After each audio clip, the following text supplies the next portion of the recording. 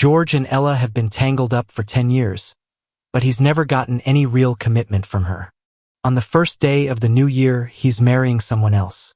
That leaves them just 1 month. But he doesn't know that Ella has planned an extravagant proposal for him on that same day. The wedding's set for January 1st. Both families are big and influential, so you better not back out. George nods coldly, replying over the phone, "Don't worry. I've agreed to the arranged marriage, so I'm not backing out." His father scoffs on the other end, "You'd better not. You've been with Ella for years without a proper relationship, almost embarrassing me and your mother." George hangs up, not wanting to hear more. It's been 10 years since he got involved with Ella. They met young. She was a light in his life. Even though he came from a big family, his parents favored his sister, not him. To them, he was just a bargaining chip for marriage alliances. Only Ella always stood by him. In high school, he was bullied, and when his lunch got thrown on the floor, Ella helped him up and dumped a bowl of soup on the bullies. In college, whenever he ran low on money, Ella would host group dinners so he could eat well. Later, while job hunting, his parents didn't lift a finger, hoping he'd focus on an arranged marriage, but Ella got her influential grandma to lend a hand. "George, I've never asked my grandma for anything. This is a first just for you," she had said, grinning. George has always had his mind set on her, even if their connection was just physical. But after 10 years of waiting, Ella hasn't given him any official status. She flits between other guys like a ship that never docks. Her flings quickly end, and she always comes back to George. Life is short and George is tired. Love started on New Year's and will end on New Year's when he marries someone else. George stares blankly at Ella's latest post. She's surrounded by people with a new guy by her side. She's sharing a drink with this handsome stranger. He heard she had a new target, but didn't expect it so soon. George had planned to say goodbye to Ella, but now it seems pointless.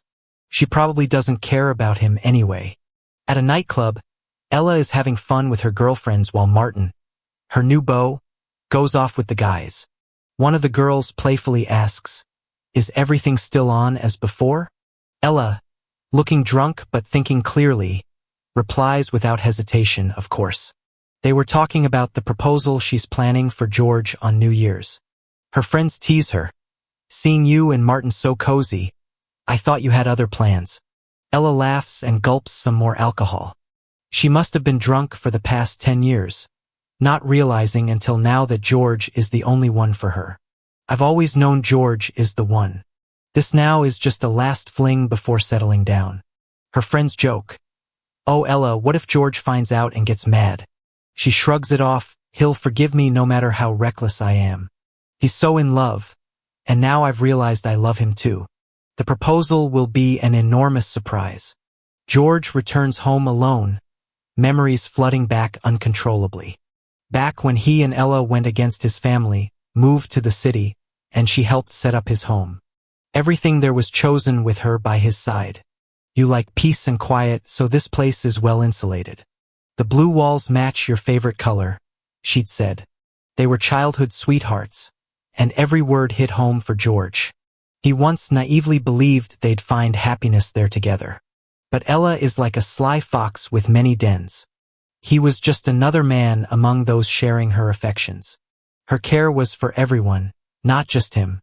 However, George was somewhat special. To Ella, after her wild nights, he was a safe harbor she could return to. She'd show up in the dead of night, kisses blazing, and George would lose himself every time. Ella only came to him for comfort when she was upset or heartbroken, a distraction from her colorful life.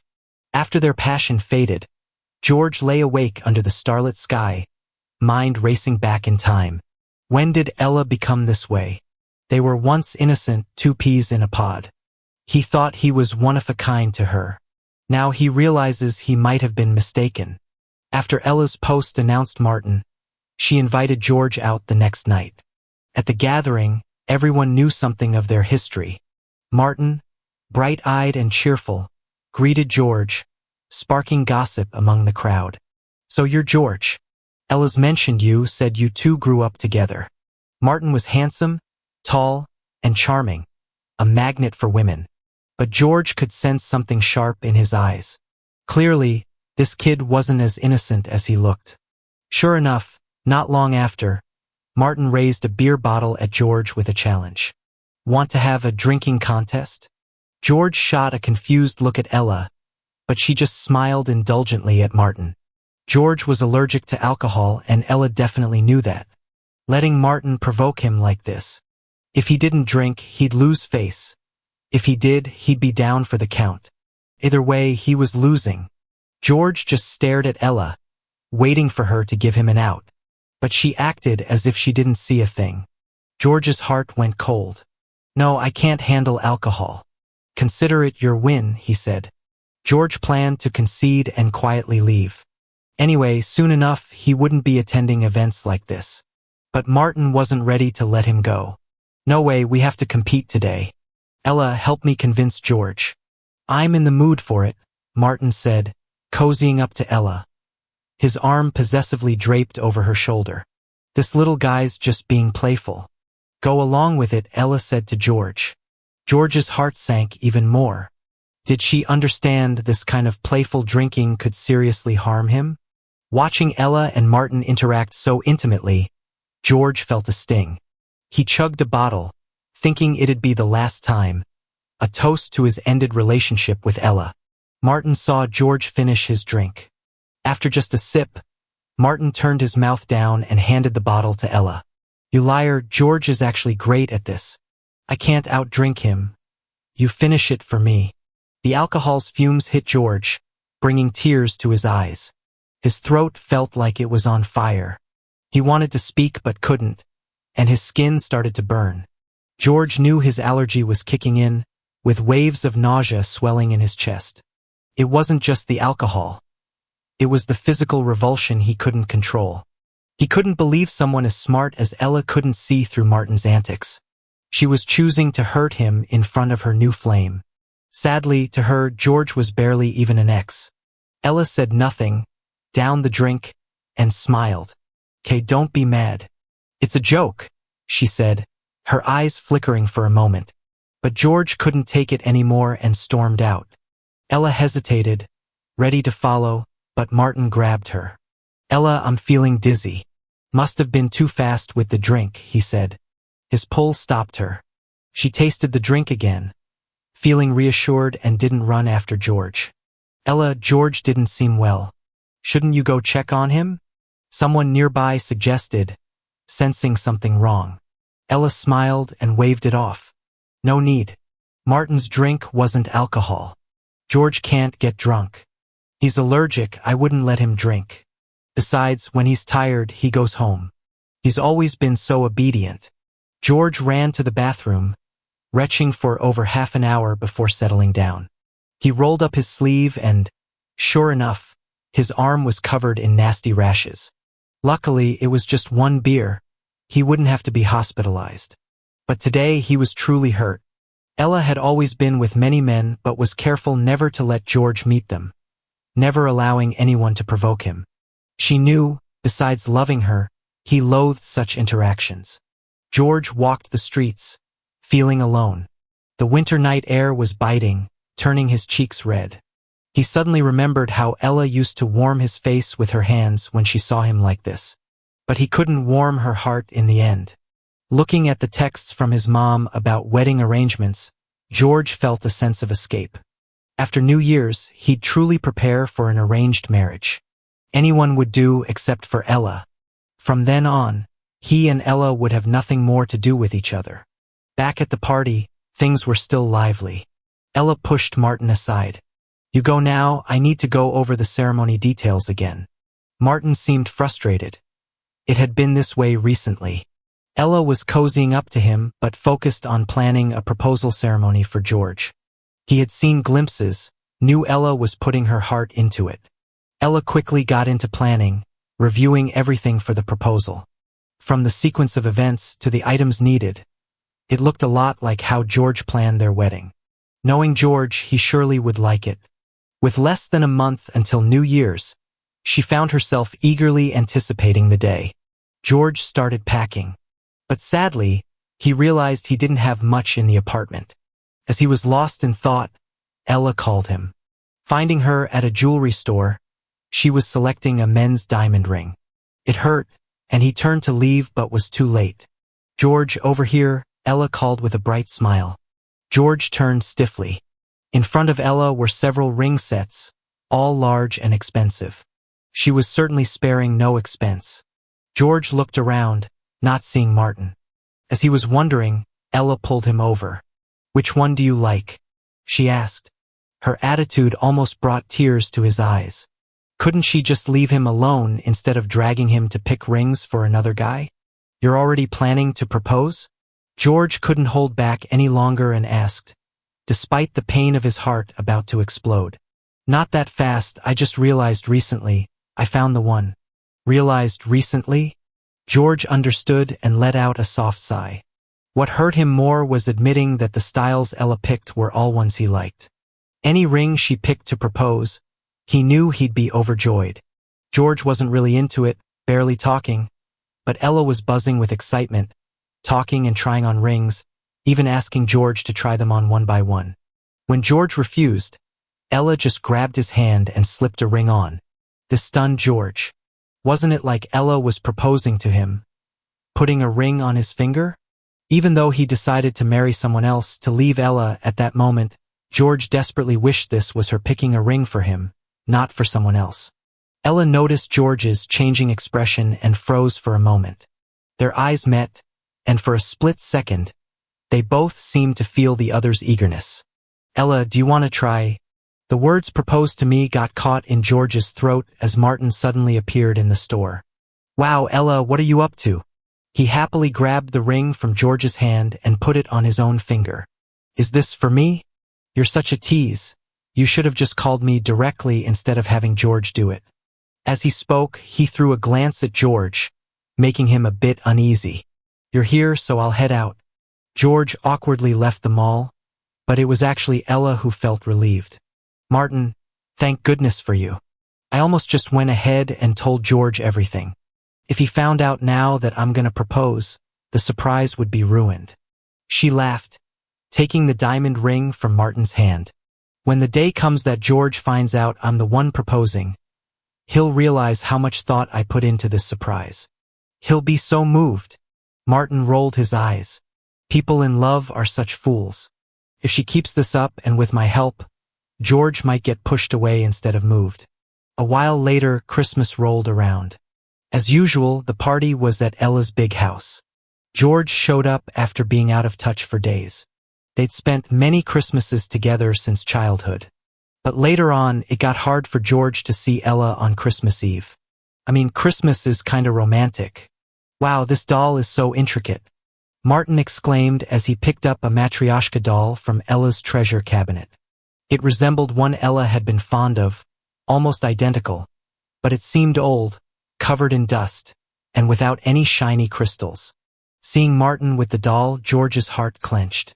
This was the birthday gift he gave Ella when they were 18. To him, it symbolized his first love for Ella, a token of their bond. "Give it to me, I love it so much." Martin didn't even look at George, just started pleading with Ella. "Sure, if you like it, take it." George couldn't believe his ears.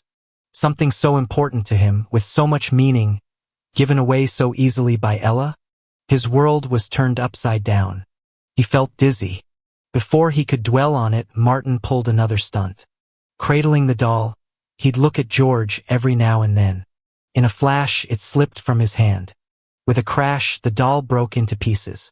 Looking at the shattered doll, the world went silent for George. Felt like enduring endless darkness. His heart, much like that doll, shattered into pieces. Martin kept his performance up, but George had had enough of this farce. Finally, Martin sidled up to George, whispering just loud enough for him to hear. "Sorry, George, slipped my hand. Looks like your love just shattered." Hearing this, George didn't flinch. The next day, Ella texted George, "New Year's Eve, come to my place. We'll ring in the new year together." New Year's Eve, huh? George thought back. Unlike other holidays, Ella would always be with him for New Year's. Whether she planned it or by chance. On New Year's Eve, She'd return to George, clearing the air with other guys. All right, one last New Year together. Maybe telling Ella about his engagement during New Year's is best. When the clock strikes midnight, he'd step into a new life, leaving her behind. He had just replied with a simple okay. Then, a message from Martin popped up. Come to the W Hotel rooftop right now. Without understanding why, curiosity got George moving to the spot. From the W Hotel, one could see mountains above and the sea below. It's a landmark of Q City. Countless people made their vows here. George walked onto the rooftop, seeing Ella's friends, and in the center, a surprised-looking Martin. Flowers surrounded them, bubbles floating in the air, turning things into George's dream scene. In Ella's hand, a matryoshka doll representing love. How ironic, smashing the old doll just to replace it with a new one. With Martin's expectant gaze, Ella began to speak. Martin, would you marry me? Getting hit in the heart with 1,000 arrows? George finally got what that really felt like. He never thought he'd see Ella proposing to Martin for real, even if he knew she'd never propose to him anyway. But being there, George just couldn't stop feeling waves of sadness wash over him. The love he had for her all those years was worth nothing, just another thing tossed away in the river of time. Ella, do you really have to hurt me like this? Haven't you felt anything all these years with me? George's mind raced as he turned and left. He rushed into the bathroom, the door creaking open as he entered. Hey, did you see that? George didn't need to look up to know it was Martin. Was he there to gloat? And what about Ella? How does she feel right now? Does losing him mean nothing to her? Martin laughed, looking smug. Wasn't planning on hiding it. Ella probably just forgot to tell you. He flashed the ring on his finger, the one Ella had asked George to help pick out. That dazzling ring hurt George's eyes but also brought clarity. He stood up and looked Martin in the eye. Running here to rub it in my face? Isn't that a bit much? What's that supposed to mean? Martin hadn't expected George to fire back and was caught off guard. I mean, for someone so into aggravating me, maybe deep down you know Ella loves me. Martin flinched, forcing a grin. How could it be? You just saw she proposed to me. I just think it's a shame about you too. He reached out, trying to touch George's chin, only to get smacked away. Did you just hit me? Martin was about to retaliate, but George slapped him across the face before he could react. Martin stumbled and fell in the bathroom, his sharp white suit instantly getting soaked. George, are you nuts? George crouched down, lifting Martin's chin teasingly. What, gonna tell Ella on me? Go ahead, even if she comes, you'll still end up like this. Because George didn't care about Ella anymore. If Martin dared to provoke, he dared to hit back. After saying this, George got up and left with flair. On the terrace, Ella excitedly told everyone, let's rehearse one more time. Make sure everything's perfect for New Year's. When New Year's came, George went to Ella's place. It was kind of weird since he was the only guest. Confused, but he didn't dare ask. Ella was engaged now, and what more was there to say? George thought about saying goodbye to Ella for good, but as he gathered courage, Ella got a call. It was Martin. Ella, you have to come, there's a problem. She hung up and rushed out. Sorry, George, wait for me to come back. George waited alone at Ella's house till midnight. The clock chimed in the new year, and he was still by himself. In the end, she didn't spend that last moment of the year with him either. He already sent a wedding invitation a few days ago. Ella would get it first thing in the morning. A final farewell to Ella and their decade-long story. George sighed deeply and finally felt free. Then he left Ella's house and got on a bus heading out of town. George, sorry to keep you waiting all night. Everything's okay now. Come with me somewhere. By the time Ella got home, she was all dolled up, holding a bouquet of red roses. But George was nowhere to be found. Calls went straight to voicemail. Her proposal plan was ready, a perfect scene, everything but the groom. But on the first day of the new year, where was George, the one she loved? Panic gnawed at Ella. George had always been so considerate, never causing her worry, much less disappearing without a trace. But she felt guilty. Last night Martin said there was trouble with the proposal setup, and she rushed off without explaining anything to George. She didn't think it would end up being a whole night of mess. This was her first New Year's Eve not spent together with him. Would George be mad? Sweat dotted her forehead as she tried calling him again, but it wouldn't go through. She sent him a voice message. "George, I'm back. Sorry about last night. Can I make it up to you?" Her voice was softer than it had been in years, a tender tone only with George. Little did she know, George had already received something from Martin. A photo of Ella and Martin, looking way too cozy amid a beautifully set New Year's Eve backdrop. So she'd been with Martin all night. No time for a single goodbye. George shook his head, blocked Martin. Then, seeing Ella's messages, he did the same to her. Ella's message had been out for 10 minutes. Her phone still didn't buzz. Sitting on the sofa, glancing at her phone from time to time, she grew anxious. Suddenly, it rang. Ella grabbed it, hardly thinking, "George, where have you been? I've been looking for you." "Ella, it's not George. Just wanted to know, when are you guys coming?" "Everyone's here." The proposal ceremony was supposed to kick off at 10 a.m. It was 9:30 already, and Ella still hadn't found George. Frustrated, she ruffled her hair and said, "Just wait," before hanging up the phone. She suddenly felt emptiness in her heart, a rising fear for no reason. As she hesitated, the doorbell rang. Ella's few girlfriends and Martin showed up at the door. With the groom and bride missing, we had to come looking for them, they teased Ella upon entering. Ella's face was dark as a pot, and no joke could make her smile. Martin, trailing behind, spotted a small envelope by the door. It looked like a newly arrived delivery. He picked it up suspiciously and saw the sender was George. Glancing quickly at the others, he noticed no one was paying attention to him, so he swiftly ripped it open. Inside was a flashy red invitation with gold embossing. The groom was George, but the bride was someone named Grace. The wedding date was today evening. Martin was so shocked he almost couldn't shut his mouth, instinctively hiding the invitation. If Ella didn't see it, George could go through the wedding smoothly. Ella would never have a chance to be with him again. Martin confirmed and stashed the invitation closely, then walked over casually, concealing a grin. "Ella, without George, you'll have no choice but to marry me." Meanwhile, after a night of travel, George was already back home. The wedding preparations were all set, just waiting for him. Thinking about marrying a stranger, George felt a swirl of emotions. Just then, his buddy Bahuang walked in. "I came to see how dashing my good buddy looks on his wedding day," Bahuang joked, measuring the suit against George. Seeing the unease between George's brows, Bahuang asked, "Still thinking about that troublesome woman?" George shook his head. "She's engaged to someone else and I'm about to be. Our fate is cut." "I'm not dumb. I get it. It's just so sudden. I haven't even met Grace." To him, the marriage was just an arrangement. Once he had the chance, he would divorce Grace for good and reclaim his freedom. This thought steadied his mind. "I told you, you are the most handsome," Bahuang couldn't help but exclaim, snapping a picture.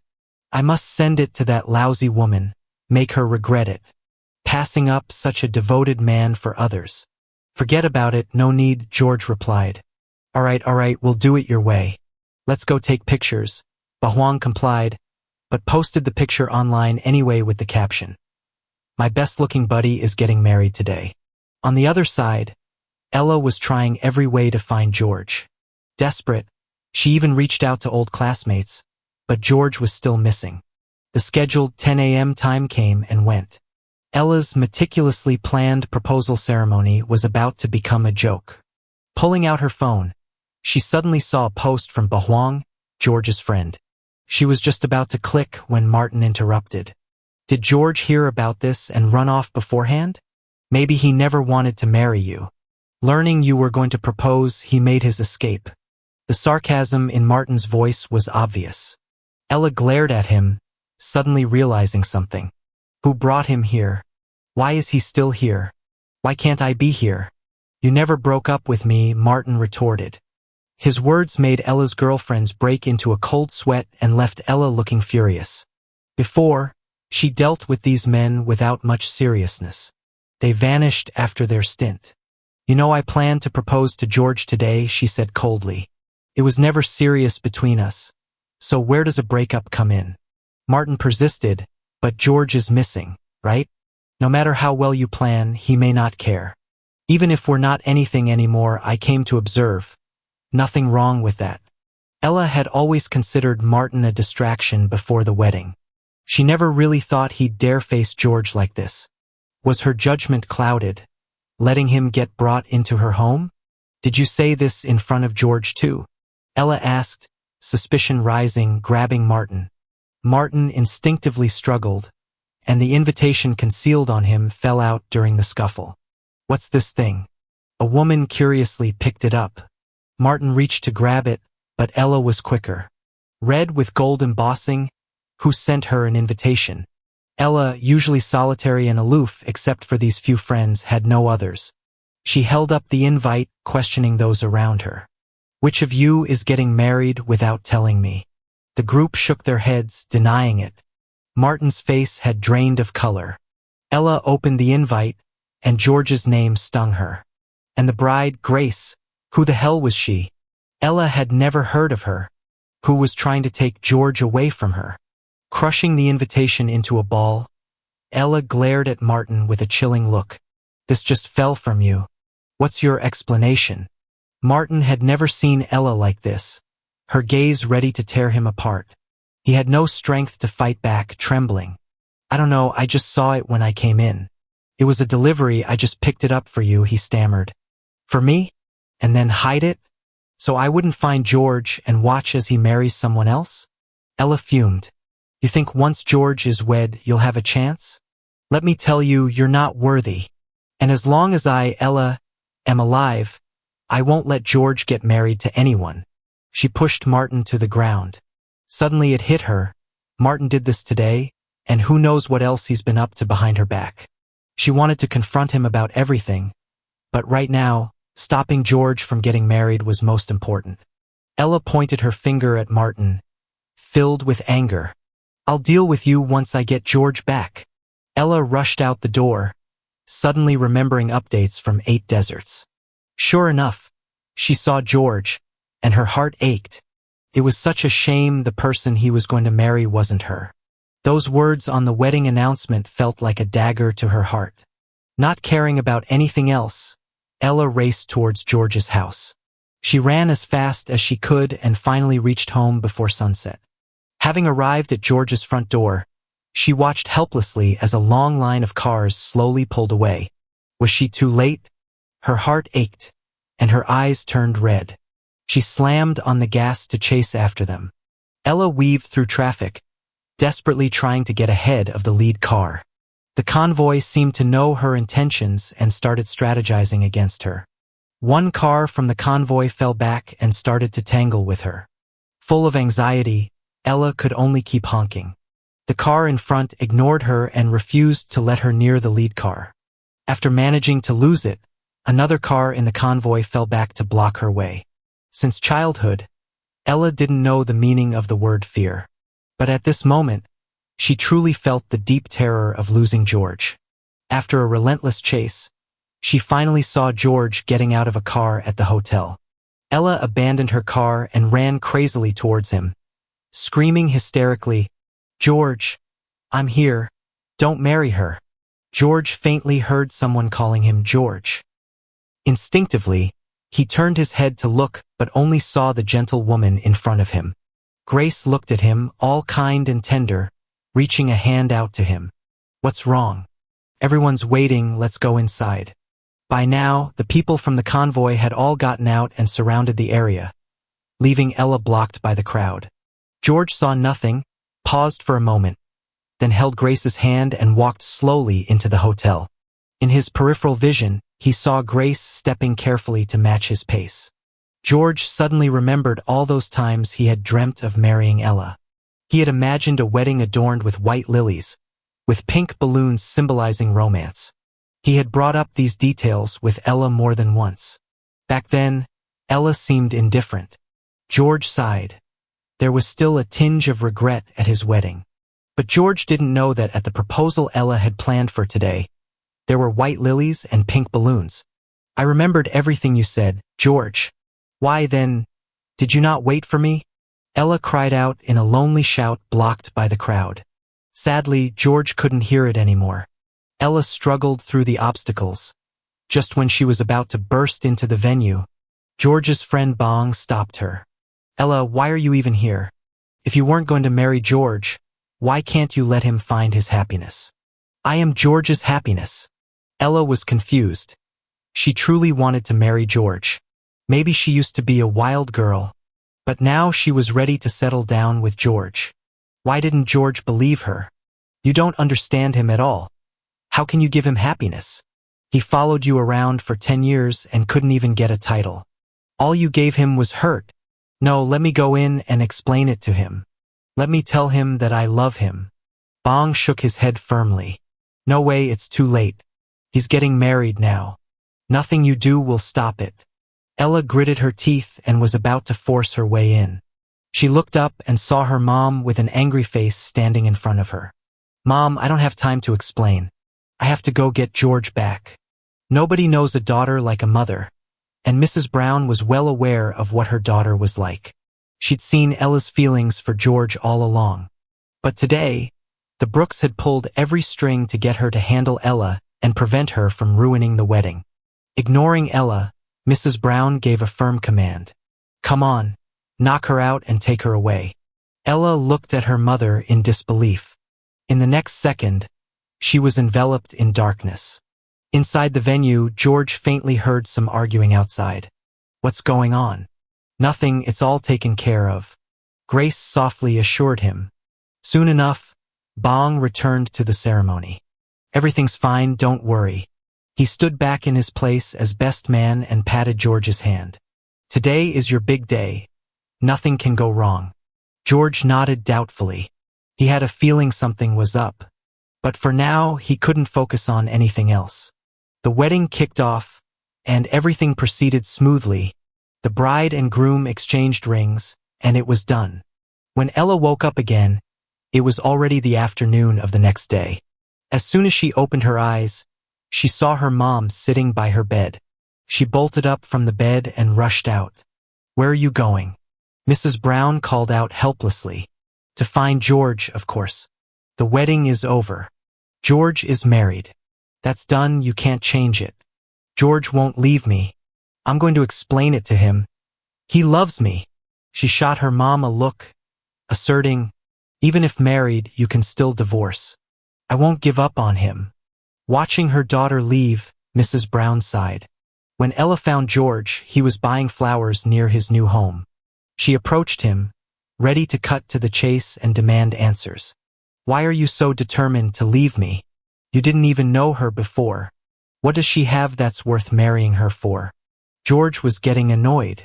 Ella never seemed to see her own issues, always looking for reasons in others.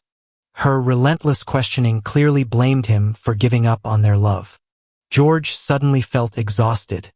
For years, he'd been considerate of Ella's feelings. But had Ella ever cared about how he felt? Sorry, I have no obligation to answer these questions. George wanted to leave, but Ella grabbed his wrist. George, you can't not know that I only played around with those men. I've always loved you. George's lips curled into a cold smile. She claimed to love him, yet proposed to someone else. He wanted to question her, but swallowed his words. Questioning her now seemed pointless. Seeing George's expression change, Ella's eyes softened, and she pulled out a small box. Then she kneeled down and opened the box. Inside was the ring she had asked George to help pick out, which he later saw on Martin's hand. George, let's get married. I love you. George was speechless.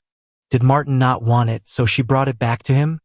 He had never heard of a proposal ring being reused for different people. Ella, I'm already married. He shook his right hand, showing another ring. But you don't even love her. Why marry her? Why leave me? George laughed bitterly. Wasn't the answer obvious? I needed security. You know that. But you couldn't give it to me. Ella suddenly wilted. She'd relied on George's love to hurt him. No matter how far she wandered, he always waited for her. But this time she thought it was her last game. She'd decided to propose, but he couldn't wait? George, I was wrong. In the future, I'll make you feel secure. Sorry, but we don't have a future. Ella finally panicked. Her voice shook as she said, George, no matter what, it's my fault. If you forgive me, I'll wait for you. I won't give up until you divorce her and marry me. George had waited too long for this proposal. But now he was completely disillusioned, never to trust Ella again. George let Ella stay kneeling, ignored her, and walked away. Back home, George's face remained neutral, though he felt a bit weary. But Grace sensed it. What happened on the way? Did you run into Ella? George looked up at her. He couldn't understand this woman. Did she guess about Ella? Or was she having him followed? Grace sensed his doubts and smiled. You were just buying flowers nearby. There's a limit to who and what you could encounter. And Ella didn't leave by choice yesterday. It was expected she'd come today. Seeing George still staring in silence, Grace explained, What I mean is, you can tell me anything. I'll stand by you. After all, we're married. The word married finally touched George a bit. He smiled, picking up the vase to arrange flowers. Ella and I are over. Like you said, I'm with you now. In this time, I'll fulfill my duties as a husband. Rest assured. Rest assured? You don't know me. How could you be? George couldn't help but ask. Grace laughed. We might not have known each other before, but sometimes you just click. She suddenly stopped, walking over to George. At that instant, George tensed up, as if the next moment Grace might kiss him. Though they'd married, George only met Grace yesterday. The sudden closeness made him nervous. But Grace didn't kiss him. She just gently took George's hand. George instinctively wanted to pull back, then hesitated and held still. The warmth calmed his heartbeat. Grace whispered in George's ear, with a hint of allure. George, I hope we give each other a chance. Get to know each other slowly. I'll give you space, make you feel secure. If you need me, I'll be there. If not, I'll quietly stay by your side. As for me, I'll wait for you to fall for me. In the following days, every time Ella came to see George, she was turned away. His feelings for her faded with memories in the flow of time. The lonely waiting days were too painful to endure. George was past the age of youthful recklessness. Growing up, he'd suffered from his family's preference for daughters, feeling unloved. He'd thought Ella favored him, only to find it was all a joke. So why not set each other free? Unable to find George, Ella turned to Grace.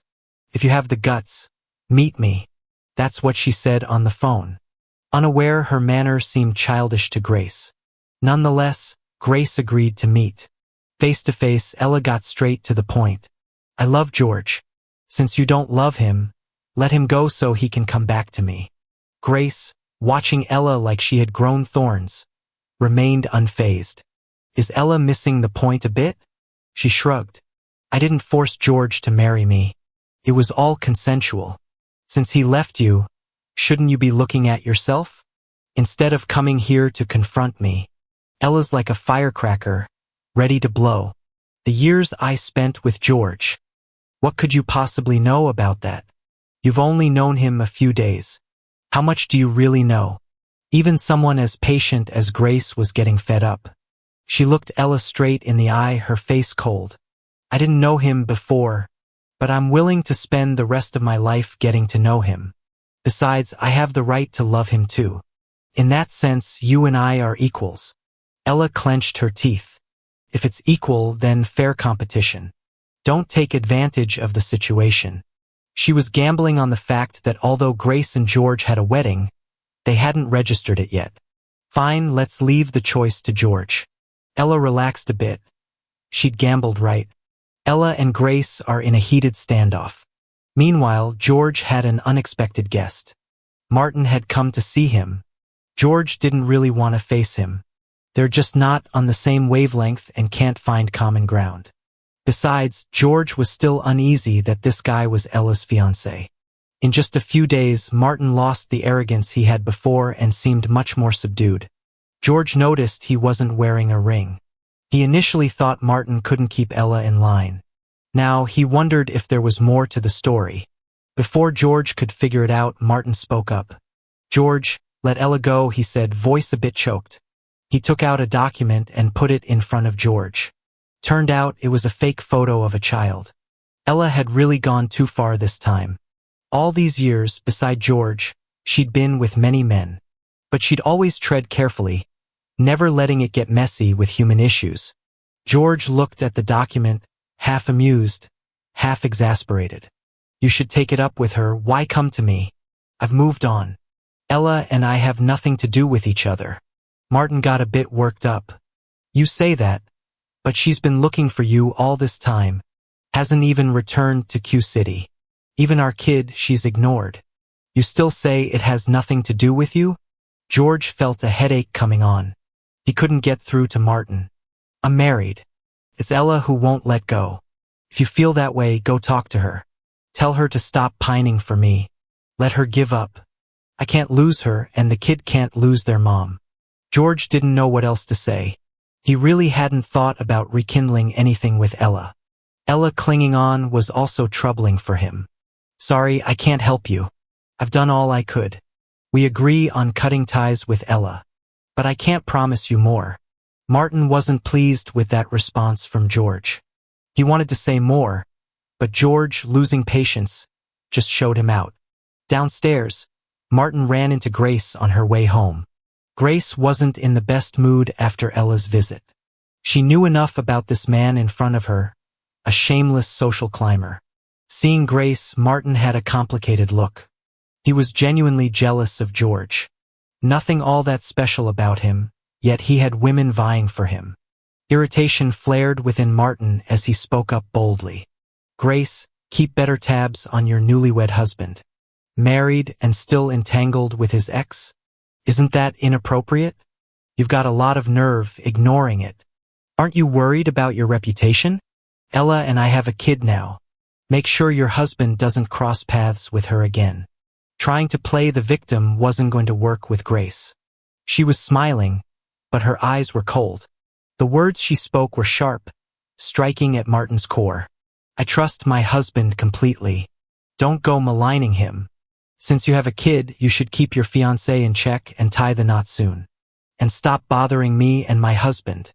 Do your child a favor." Her icy gaze made Martin feel a pressure that didn't match her appearance. Martin dared not counter her and left grumbling. His fleeting unease didn't escape Grace's notice. Nothing more than trivial antics. Martin didn't go to find Ella. He headed alone, defeated, back to Q City. Ella stayed in her hometown, holding out hope George would come back to her. A few days later, it was the high school's anniversary, and alumni came back to reminisce. George made a rare appearance at the school. It wasn't that he'd intentionally skipped reunions. Seeing old friends and teachers was fine. Only because Ella wasn't into socializing did George distance himself from those connections. This time, not just George showed up. Ella, who hadn't been seen since graduation, was there too. In the days apart, Ella realized she missed George more each day. Only after losing him did she truly appreciate how wonderful he was. Former classmates gathered in their old classroom. Seeing George and Ella walk in one after the other stunned everyone. Some classmates quickly swarmed up, joking. "Wow, really a rare sight, it's been years. George still as handsome as ever. Ella, you've got that same fierce look." The familiar teasing made George and Ella feel like they'd stepped back in time. Back then, they were young with a sense of romance in the air. When Ella came into George's life like a ray of light, his world had only her in it. George sighed. He had truly loved Ella once. It's just been too long and too much has happened.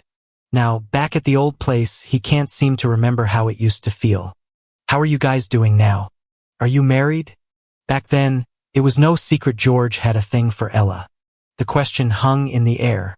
George seemed okay, but Ella's face changed instantly. George raised his right hand with a smile. I got married, but not to her. Those few words seemed to carry an endless amount of stories. Ella wasn't about to back down. I'll wait for him to marry me. I can stay single my whole life waiting for him. Everyone was stunned and realized their roles had reversed. Before, Ella treated George well, but her heart seemed to wander. George was the one who silently endured and stayed. Why is she now asking George to come back? Even someone like Ella seems to have met her match. Everyone started gossiping. George couldn't stand the rumors and ducked out of the classroom, pretending to look for a teacher. Walking alone on the familiar campus brought back many feelings, but Ella caught up with him. George, when I asked you to help pick a ring back then, it wasn't for someone else. I was picking it for you. I wanted to surprise you. George was surprised, yet still puzzled. Ella seemed sincere, but what about the proposal he had witnessed? Still, the urge to uncover the truth faded away in him. Ella, it's all in the past. The facts don't matter anymore. No, that ring, I picked it just for you. Do you remember? You drew that ring yourself. Ella's words jogged George's memory. Back in high school, bored in class, George doodled on his textbook. He had often dreamed of his future wedding. Ella was always the bride in those dreams. During one of his doodles, he accidentally drew a ring design. The ring had a classic emerald cut, with a delicate vine wrapping around and tiny diamonds scattered like stars. It was beautiful even on paper. He shyly showed Ella the drawing. She just smiled, promising nothing. Over time, that drawing was forgotten. George was amazed Ella remembered. Thinking back, the ring was exactly like his drawing. So how could she give it to someone else? The ring carried so much significance. So, I actually do love you. From the beginning, I just wanted to marry you, Ella insisted, her sincerity piercing through. But George couldn't forget when Martin came to him a few days ago. Martin, who had a child with Ella. For the child's sake, she shouldn't be asking him to come back. And anyway, he wasn't going to. George felt his heart tighten, avoiding Ella's confession. Ella didn't expect such an open-hearted declaration to be rejected. George, don't go. She reached for him, but he quickly moved away. Suddenly, he was at the staircase, about to vanish from her sight. In her haste, Ella shouted, I know you're not really married yet. George froze but didn't turn back. George, Grace told me. You had a wedding but aren't legally married. She said she won't take advantage and wants a fair competition. If you don't love her, why not give us another chance? George felt uneasy.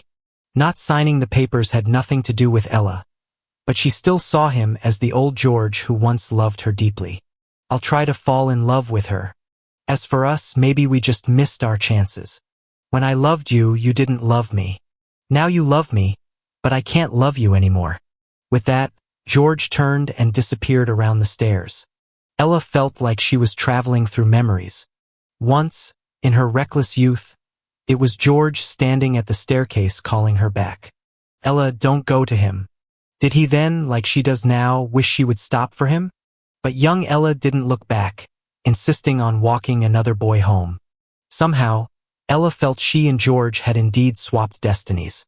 Just as George was about to quietly leave school, a voice called out, George, long time no see. Turning, he saw his old mentor, Mia. Years hadn't dulled her charm, but a few lines marked her eyes. Mia knew their history and had watched them grow. She nodded, inviting George to her office. It's rare to catch up. Why leave so soon? George awkwardly replied, There are things at home to deal with. I'm back for good, though. Plenty of time later. Mia raised an eyebrow. Not heading back to Q City with Ella? Teacher, you probably don't know, but I got married a few days ago. The bride isn't Ella.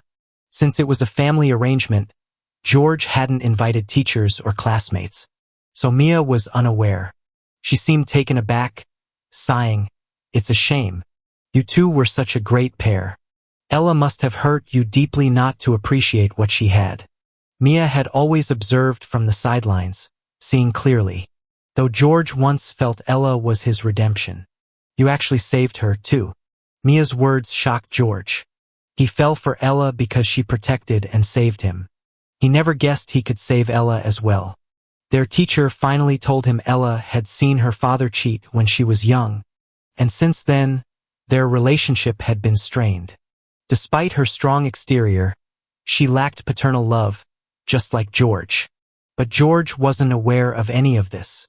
In his eyes, Ella always seemed to have it together. She never showed any weakness around him. George felt kinda confused. As he was pondering, someone knocked on the office door. It was Ella. George was surprised. Just came to see the teacher. Didn't expect to find you here. Looks like a happy coincidence. Mia made an excuse to get water for tea, thoughtfully leaving them some alone time. Why, if the ring was so special, did you give it to Martin and propose to him? And the Russian doll I gave you, you just let him break it. All this time, you really never cared about my feelings. George finally said what he had bottled up. But Ella was puzzled. Those accusations weren't true. I never proposed to Martin.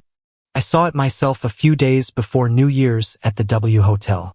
You even put the ring on Martin's hand. Even though I've moved on, thinking about that day still stings for George. He hadn't wanted to bring it up, but the teacher's words made him feel he should clear things up with Ella. George is never unreasonable. You were there? Ella was even more confused, eyes wide open. She had no idea. If she'd known, she would have cleared it up right away. That day, it was just a rehearsal for a proposal with my girlfriends. On New Year's, I planned to propose to you. Someone suggested Martin help us practice the groom's positioning. So it wasn't a proposal. It was a rehearsal. Ella frowned, annoyed. I really didn't know you were there. The proposal was supposed to be my surprise for you. I didn't let anyone tell you. George was equally confused, wondering who was really telling the truth. He sighed, finally getting the picture. Martin gave me the address and told me you proposed to him. Ella once thought Martin was just a superficial guy. With him, there was no need for feelings or deep conversations. Who would have thought she'd fall right into his trap? Martin. Ella gritted her teeth. Thinking it over, things made more sense. That guy set quite a few traps for her. He's got depth in that mind of his. The doll thing must have been intentional, too. He saw the new Russian doll I got for you. What new doll? The previous doll George gave Ella was their promise. But it got old and a little worn. Ella thought it wasn't a good omen, so she went out of her way to get a new one custom-made from overseas for George. That, too, was supposed to be a surprise at their proposal. Ella was exasperated. Her well-prepared surprises had turned into someone else's schemes. To make her lose George for good. George was taken aback hearing Ella's side. He didn't expect Martin to be so cunning, doing anything to climb up. But if Ella hadn't messed with Martin from the jump, would any of this have happened?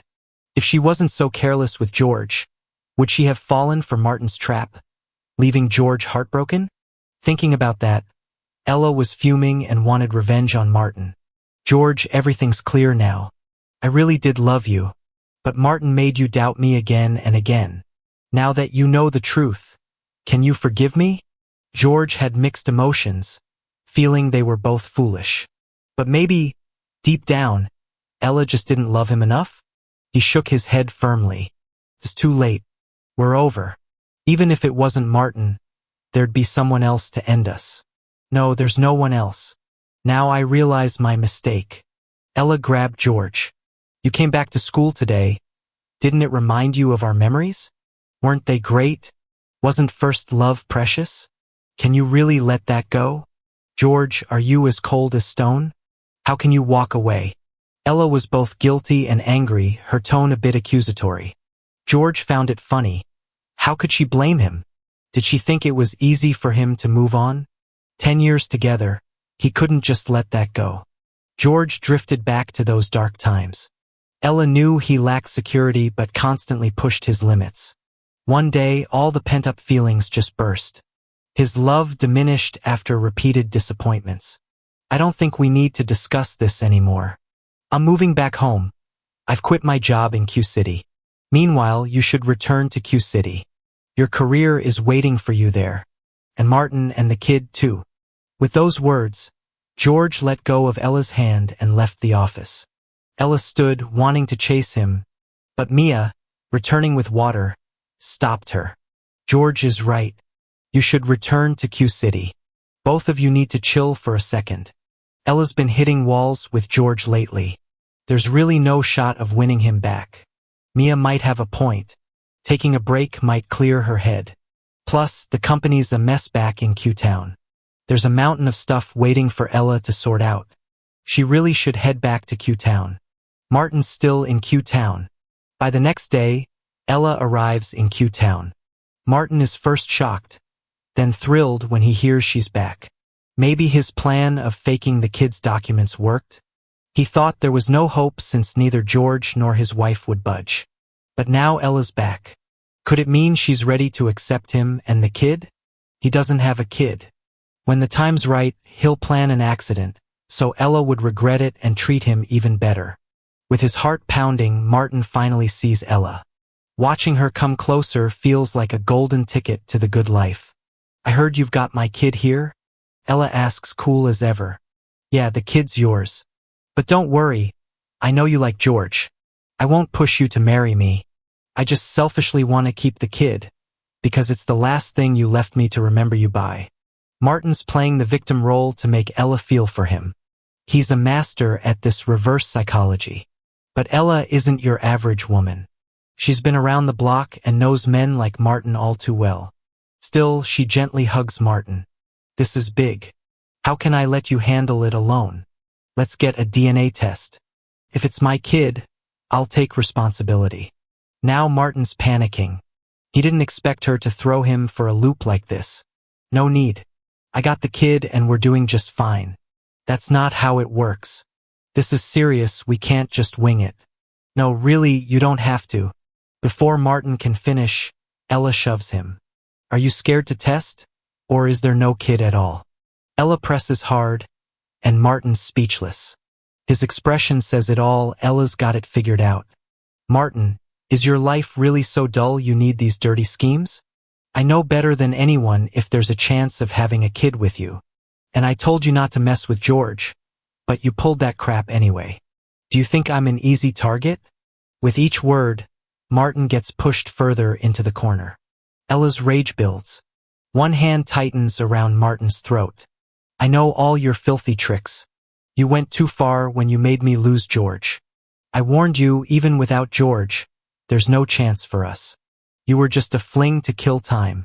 She didn't realize Martin had been scheming all along.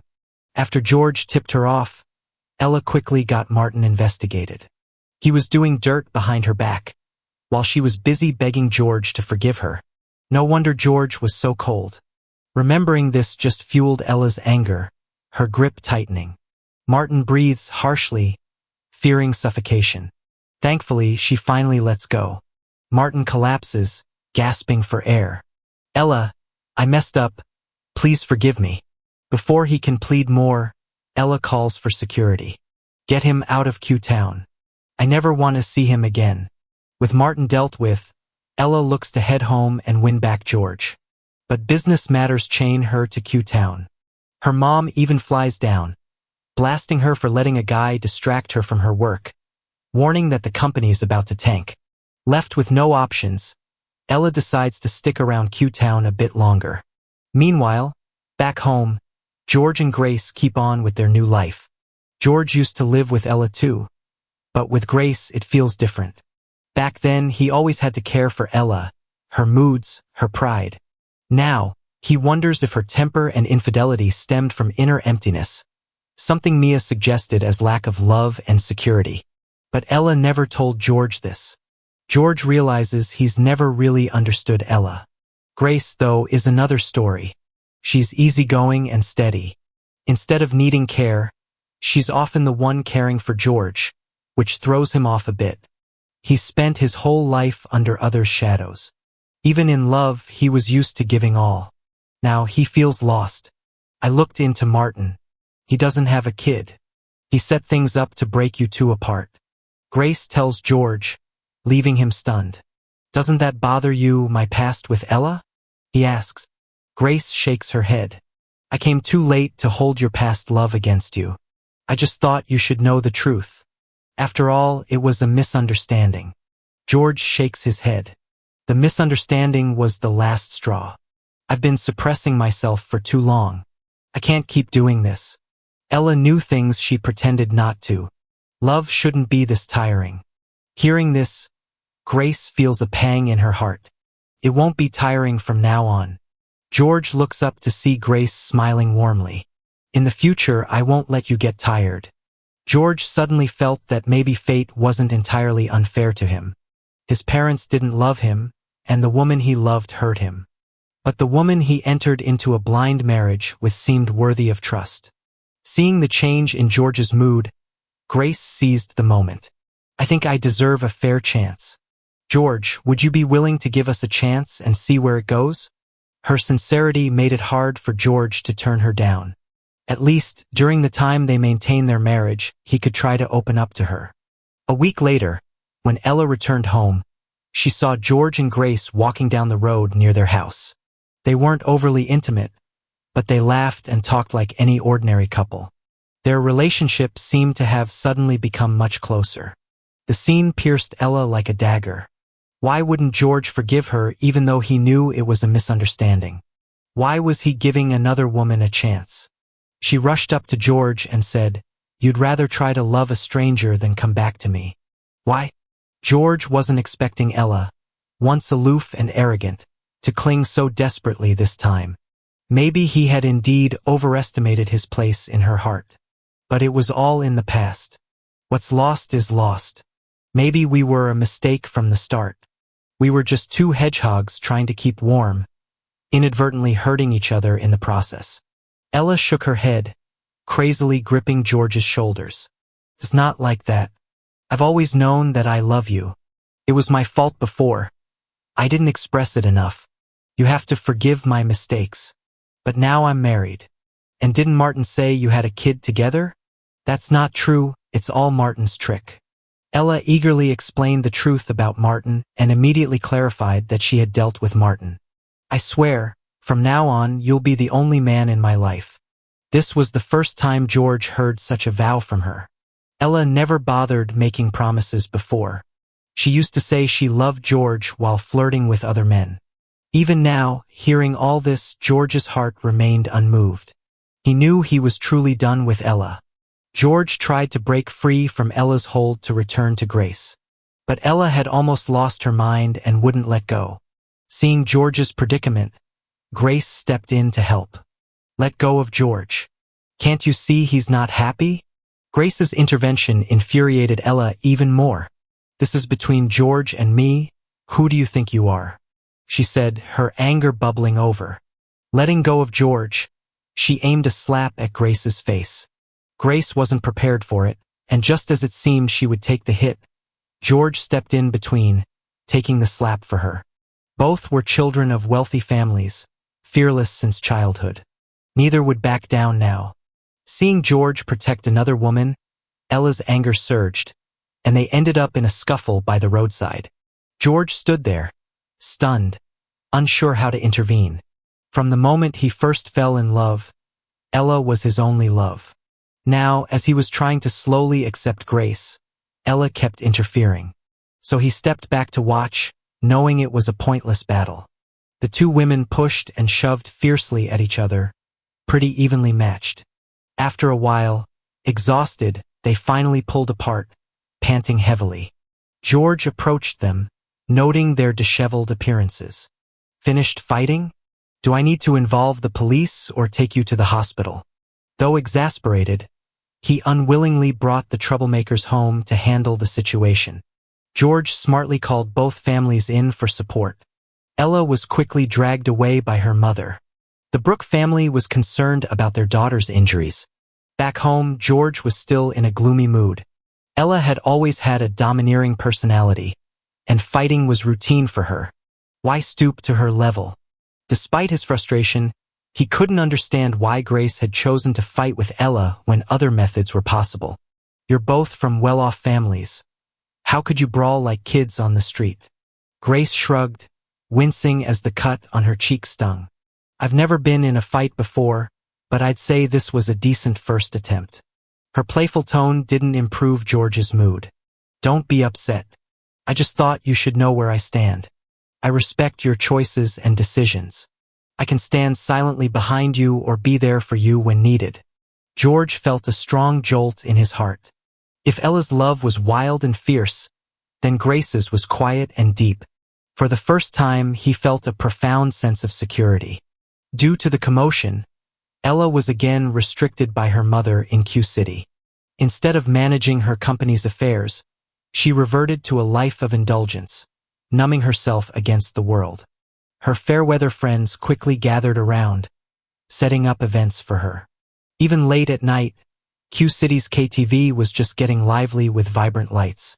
Ella was nearly drunk, surrounded by her friends who kept up the party atmosphere. Sensing the moment, one friend signaled to another. One left the room while the other moved closer to Ella. Ella, it pains us to see you like this. George is great, sure, but he's not the only man in the world. Why do this to yourself? Ella's friends had been shocked when they first heard of her being dragged back with injuries. They all vowed to stand by her, promising to confront Grace for her. You don't understand. Ella snapped, fiercely protective of George. To her, George was now her sore spot, and anyone who brought up Grace risked her wrath. She didn't really take that teenage fling to heart. It was more about feeling comfortable and natural with George around. Like Mia said, maybe George saved her too. But her childhood experiences kept her from settling down. George's unconditional love made her feel secure. Only after losing it did she learn to appreciate it. That old saying might be cliché, but it's true. Ella, there are plenty of fish in the sea. George might be confused now, but you don't have to become a nun. Why not find some young guys to have fun with like you used to? Just then, the private room's door opened. The person who left earlier brought back a lineup of handsome guys. Ella, these are all fresh faces. I brought them here just for you to pick first. Tonight, let's not leave until we're drunk and happy. The atmosphere in the room hit its peak with the guys joining in. Everyone started cheering.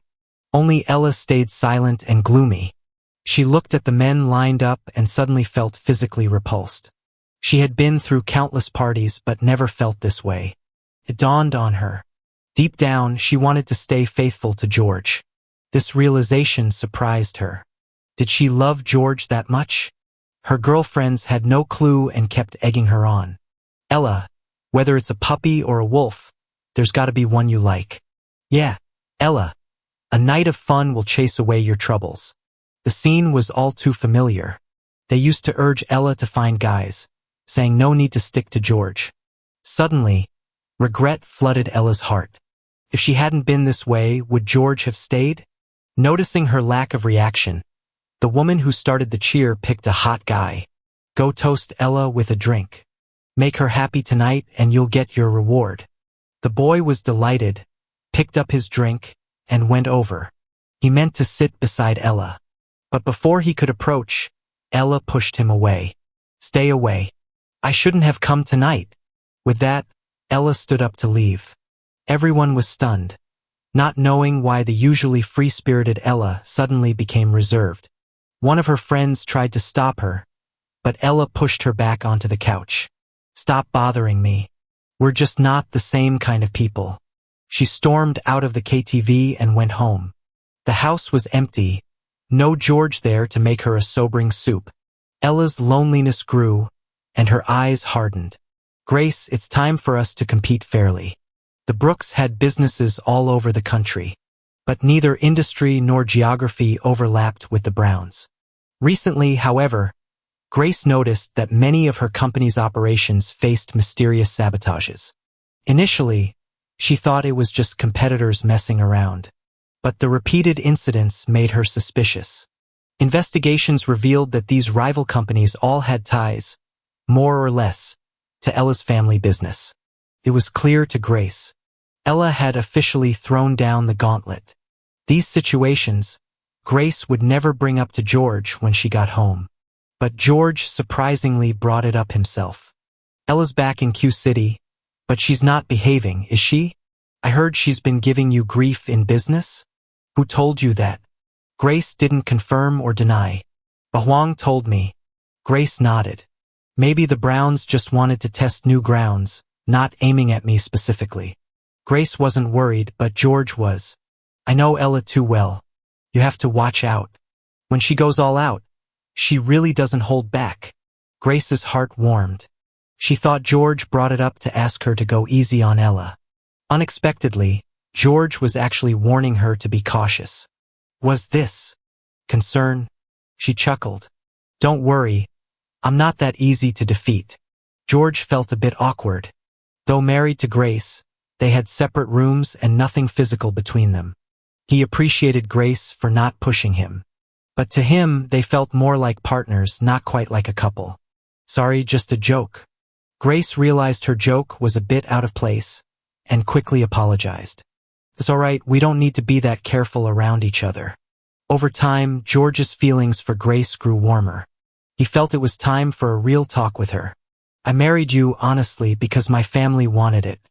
And honestly, to get away from Ella.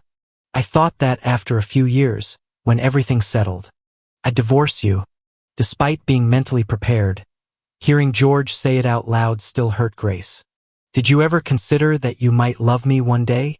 George sighed and began recounting his past lightly. He wasn't the cherished child, so he felt incredibly insecure. And all that love he poured into Ella ended in vain. It's not about you. It's just that I can't love right now. Grace rarely sighed too. George, I have regrets. If I hadn't hesitated back then, if I had stepped up, would you have fallen for me instead? George was startled. Racking his brains, he couldn't remember any connection with Grace. You probably only saw Ella back then. I'm your senior, you know. Grace's tone was filled with regret. That's when George realized Grace had also been at that school. Even been Mia's student once. I saw you bullied outside school. One day during senior year, Grace took a route she never usually did on her way home. Past the school alley, she heard a commotion. From the uniforms, she could tell they were students from her school. In the center, a boy was clearly being picked on. His backpack was taken, books torn and scattered all over. Even suspicious liquid poured over his head. But the boy's eyes stayed strong and determined, refusing to give up. Grace was instantly drawn to him. She had the urge to help him, but she was always cautious. She wouldn't act without understanding the situation. What she didn't expect was that her moment of hesitation resulted in her losing George entirely. Because just before she made a move, Ella appeared. She seemed like a savior from above, instantly capturing George's heart. Afterward, Grace kept quietly watching George. But she never had a chance to catch his attention again. This regret lasted a whole decade. When she found out George was her arranged marriage partner, she had never been more grateful for her background. Love, though late, had arrived. She always hoped that time and sincerity would help George gradually fall for her. Unfortunately, George didn't seem keen on giving her that chance. The way people connect is truly fascinating. This truth touched George. He pursed his lips, looked up at Grace and said, Grace, let me help you with the company. I'll help with Ella's challenge. Grace was stunned. She brought up the past because of the lingering regret, not expecting George to change his mind. But it seemed to have intrigued him. Ella acted because of me. I thought marrying you would make her give up, but it only caused more trouble. It's not your fault. I agreed to a fair competition with her. George, if you want freedom, you can discuss it with me. I won't use marriage to bind you. All I ever wanted was your love. At this point, Grace felt there was nothing to hide, so she laid her feelings bare. This sudden heart-to-heart didn't spark romance, but did create an understanding between them. George kept his word and began helping Grace with the business. He had seriously studied business and considered helping Ella before. But Ella never gave him a proper standing or invited him to work for her company. His skills went unrecognized. George had never worked a day in his life. Grace didn't have high hopes, doing it mostly to fulfill George's request. Unexpectedly, he proved himself. Not only was he aware of Ella's strategies and style, but he also had his insights. Soon, Ella's tricks were completely countered by George. Learning that it was George's help that led to her defeat in business, Ella felt a mix of emotions. She secretly returned home. But this time, she hesitated to face George again. She could only stand outside his house, staring at the warmly lit windows in the distance. Suddenly, it started raining at night. George was still working at the computer when Grace brought him a glass of milk. "You've already successfully fought back. No need to push yourself so hard." George smiled. "I want to help if I can. Plus, I'm learning a lot. I've wasted too many years."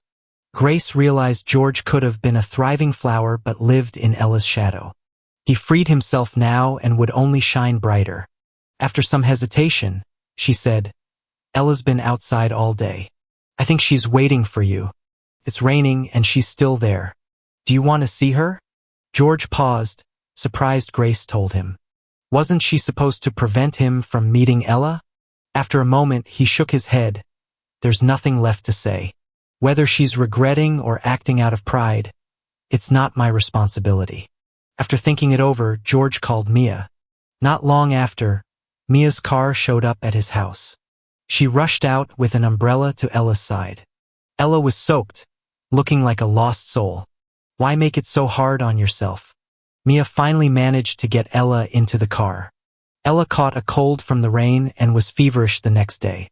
Knowing she wouldn't be welcomed at home, Mia let her stay over. While feverish and dazed, Ella couldn't help but recall the past. Initially, saving George was a whim. Her father's betrayal hurt her deeply, leaving her distrustful of men. But George, repeatedly standing up against bullies, intrigued her. She'd heard stories of his family valuing daughters over sons. She wondered if such a boy could be different. Deprived of love, would he strive to be loved and to maintain love, like a flower blooming with a little sunshine? She remembered her days with George. His care brought her peace and long-lost warmth. But she never admitted it and never dared to show her true self to George. In the end, Ella was just a girl afraid of getting hurt. For her, love was the most terrifying. Loving someone seemed to guarantee being hurt, so she chose to let go and, eventually, to hurt George. The bedroom door opened as Mia walked in with medicine. After taking it, Ella felt clearer. She grabbed Mia's hand, saying, "I once thought I couldn't love until I met George. I knew he was worth treating right, but I couldn't open my heart to him." Tearfully, she looked up. "Mia, you warned me, but I ignored you. I know George's pain. He doesn't know mine. The relationship between us isn't equal. It's really unfair how I treated him." She was in tears, shaking all over. "But Mia, I truly regret it. I don't know how to make George forgive me." Mia didn't know what to say. She sighed heavily and patted Ella's shoulder. "At this point, don't overthink it. Maybe breaking up will be better for both you and George." Ella didn't expect even Mia to say that, and she cried even harder. The meds kicked in, and Ella soon fell into a deep sleep. She dreamed that George fell in love with Grace. They led a happy life together. Maybe two people who don't know how to love are destined for tragedy. The next day, Ella woke up like a different person. She had a huge fight with the Browns who came to get her. Her mom even threatened to end their relationship if she dared to see George again. Ella stood her ground, stormed out, and locked herself away in Q City. From that day, she started drowning her sorrows in alcohol. There were too many traces of George left in that home. She needed the numbness of alcohol to dull the pain. When George heard the news that Ella had a falling out with her family, he couldn't help but sigh. But he'd given up on Ella and had no time to deal with her issues. He had new problems. George's parents had him marry Grace for a reason, not out of consideration for Grace's past desires. They were after benefits from the union with the Brooks. The biggest beneficiary would be George's sister. After all, a son is like spilled water, value already squeezed out to benefit the sister.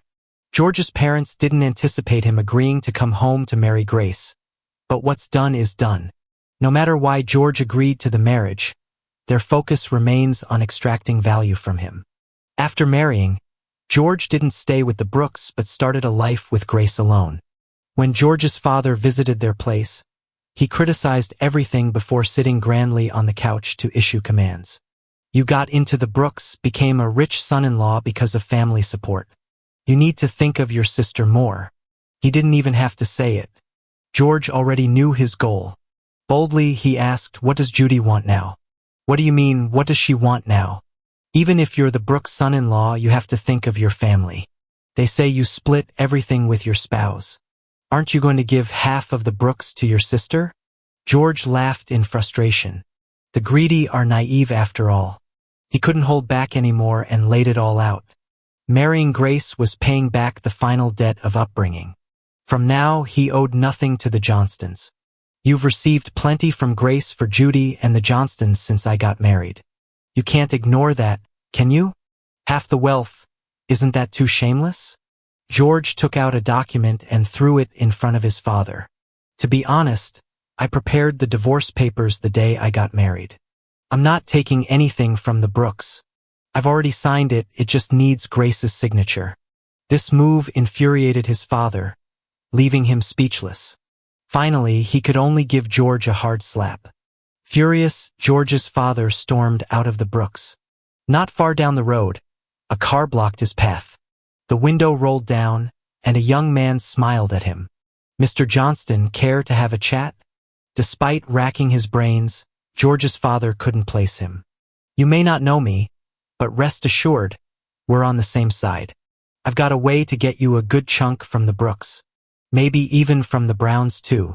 Hearing this, George's father was instantly interested, getting into the car.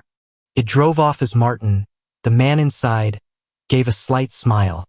News of George's father's visit quickly reached Grace. She knew about George's past, so after marriage, she started helping the Johnstons to ease George's burdens. But she underestimated their ambition. George, no longer hesitant, brought out the divorce papers. "I've been wanting to tell you but never knew how." The truth is, he intended to bring it up on their wedding day. But Grace had treated him so well since then. That long-lost warmth made him reluctant to part with her. He didn't want to hurt someone so kind. But he couldn't escape his family of origin, refusing to risk the Brooks. "George, you're overthinking. This is nothing to me. Trust me, I can handle it." Seeing the divorce papers squeezed Grace's heart. When George first mentioned leaving, she lost sleep for days. Who knew he'd been planning this all along? "It's not about not trusting you. It's that I can't get past this." Grace knew she couldn't easily persuade George. She could only delay his departure. But then, the unexpected happened. The next day, an overwhelming wave of news hit. Everything's about the messy love triangle with George, Ella, and Grace. In the news, George got painted as a relentless gold digger. He's reportedly bouncing between different rich women, neglecting his family and little sister. The truth? He's allegedly the reason behind Ella and Martin's breakup. And yup, George stepped into Ella and Martin's relationship, then turned around and married Grace. This dramatic storyline had people online losing it, calling it out for being completely off the charts. George was thrown into the limelight overnight. Media reports didn't hold back, sharing his personal info and even photos. Activists started attacking him near his home, and his new place got trashed and blocked. Things heated up when George's family showed up to speak out. But instead of clearing his name, they confirmed the rumors. They tearfully accused George of abandoning them after climbing the social ladder, recounting how he ran off with Ella when he was young. What really blew it up was a video of Ella proposing to Martin surfacing online. Supposedly just a rehearsal, but no one could tell from the video. Even George, who saw it live, misunderstood. Suddenly, everyone was calling for George's head. The news spread so fast. Grace moved quickly to support him, but even she was unprepared for the mountain of evidence. With the Brooks' reputation at stake, Grace's family began to question George. Seems like people wanted George out of Grace's life badly. His family came knocking once more, Dad arrogant and gloating. Last time they met, George had humiliated him, and he held a grudge. Now, carrying out Martin's plan, he felt triumphant, blackening George's name. His father was determined to show George he couldn't escape the Johnstons' grip, destined to serve their interests alone. Grace stepped up before George could reply. Her beloved was wronged, and she had to stand by him. We don't quite get what you're saying. Not everyone online is clueless. We can fix this in a snap. Yeah? How? Without us clearing the air, he stays tainted for life with ungrateful rumors. And Ella and Martin's affair, unless you can convince Ella to vouch for George not being the third wheel, but you probably can't. Martin crafted this chaos, intent on using public opinion to force the Brookes to ditch George. Once out, George would have nothing. Martin's grudge against George post-breakup with Ella ran deep. George wasn't supposed to win people's love effortlessly. He held that video back for the perfect moment, knowing George's family could be his key. Finally, Martin saw a path to crush George completely. Even after leaving the Brookes, the idea of Ella reconciling with George didn't worry Martin. The Browns wouldn't allow it based on public opinion. They might even push Ella to marry him, Martin. Egged on by him, unless they saw tangible benefits, George's family wouldn't speak up for him. Despite Grace's public support for her husband, people still viewed George as a scheming villain, Grace as the unwitting second choice. Even the Brookes stance was getting unclear. Perfect timing, really. I was planning to leave. Let's call it payback for looking after you, George thought, observing Grace's mounting stress. Again, George mentioned divorce. No, I refuse to give up, Grace replied, determined to find a breakthrough. But George was resolute. Reluctantly, Grace slipped away to Q City, keeping it hidden from him. Ella, isolated from everyone post-family fallout, was unaware of George's online nightmare until Grace approached her. I don't want George to suffer anymore. I think you don't either. Grace didn't know if Ella would exploit the situation, though she was almost sure. If losing George was the only way to end this chaos, Grace wasn't certain she wouldn't regret it. But she was tired of feeling powerless. I'll speak up. Never thought Martin still had fight left in him. Underestimated him, Ella reflected bitterly, hiding her fatigue from long-term drinking. Ella snapped to attention hearing about George's troubles. Learning Martin and George's family orchestrated this plot stung, leaving her filled with regret for leaving George vulnerable again. She knew all too well the scars George bore from his family. Grace was kinda surprised. You're willing to help us? I'm not helping y'all, just George. I haven't given up on getting him back, so be careful. Ella stared at Grace slowly as she spoke. She wouldn't pressure George anymore, though. The thing she regrets the most is ever hurting George. Ella quickly took action and denied her engagement to Martin. With Ella's help, Grace managed to gather evidence of how George was being mistreated at home. Public opinion swiftly turned around. Whether it was the Johnstons or Martin's schemes, they all fell apart instantly. Once the online harassment subsided, George could finally step out without any worries. Ever since he started working at Grace's company, his career drive ignited once again. Lately, he's been exploring the idea of making his own investments. One day, a potential investor asked to meet him. This was someone George had been eager to meet, hoping to gain some investment insight. With that in mind, he agreed to the meeting without hesitation. He didn't even question why the meeting spot was at such a remote restaurant. The place was not only deserted but also looked run down, almost abandoned.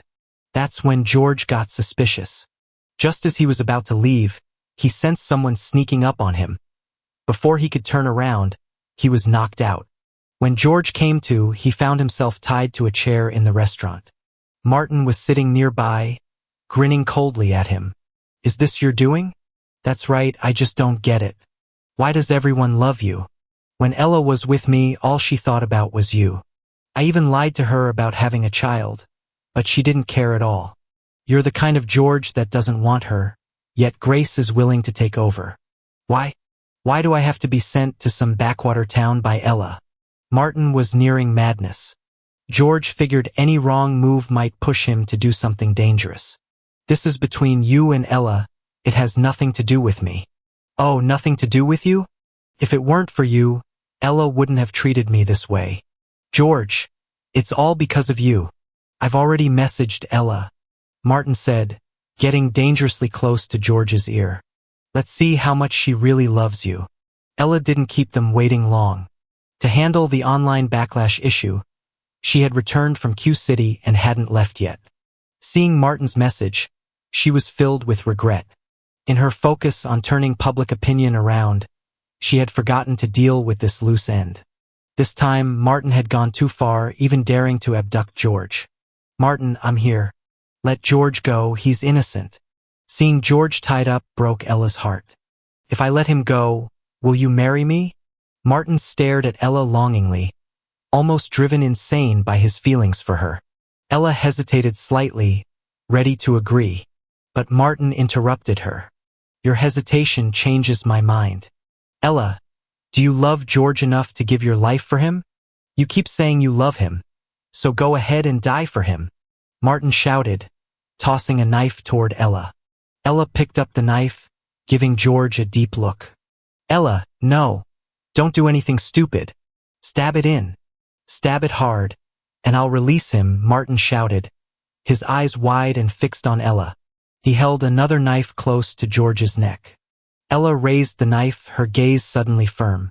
George, I love you. With those words, she drove the knife toward her chest. No. Martin sneered at George, saying, who'd have thought she'd really die for you? This only makes me hate you more. Besides, how would I let Ella die so easily? That would be way too easy for her. This dagger's a prop, but mine's the real deal. I want her to watch the person she loves most die right in front of her, living in regret for the rest of her life. And with that, he raised the dagger to stab George. No. This time it was Ella saying no. As she shouted, she darted forward like an arrow. In that split second, George only saw the fear in Ella's eyes getting closer. He shut his eyes in despair. The blade pierced through flesh, making that unmistakable sound. George opened his eyes, but didn't feel the pain he expected. Taking a closer look, he realized Ella had shielded him. Martin's dagger was deeply plunged into her back. Footsteps could be heard as Grace arrived with backup.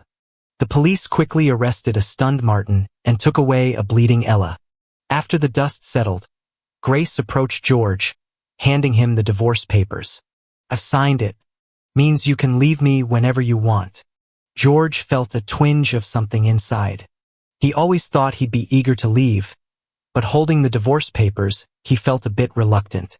I was naive before, thinking love alone could give you the best. But these recent events made me realize I might be too idealistic. Maybe only when I'm strong enough can I convince you to stay. George didn't quite know what to say. Anyway, thank you. So what's next for you? Grace couldn't help but ask. Leaving here probably won't go back to Q City. Since I'm starting fresh, I might as well head somewhere completely new. George's eyes glimmered with anticipation. He was now eager for a new beginning. Before you go, aren't you going to see Ella? I heard she's healing well. The knife didn't hit any vital parts, so she luckily survived. But George knew she had accepted her fate back then. He shook his head. No need for goodbyes. I thought you might forgive her, Grace mentioned. After all, Ella was willing to pay with her life. George shook his head again. I don't hate her. I just don't love her anymore. What he went through with Ella couldn't be erased from memory. Now, he simply didn't care. Well, I can't decide for anyone else. Just don't block me, Grace joked. She wouldn't give up. Even if they divorced now, freeing George, she'd eventually win him back. Ella's mistakes wouldn't be hers. George nodded. He was thankful to Grace and even liked her. But at the moment, he wasn't ready to love anyone again. He looked up at the sky outside the window. The sunset bathed everything in a dreamlike hue of blood red. But who knows what the future holds? For now, he just aimed to live his life to the fullest every day. It's the kind of life he always longed for.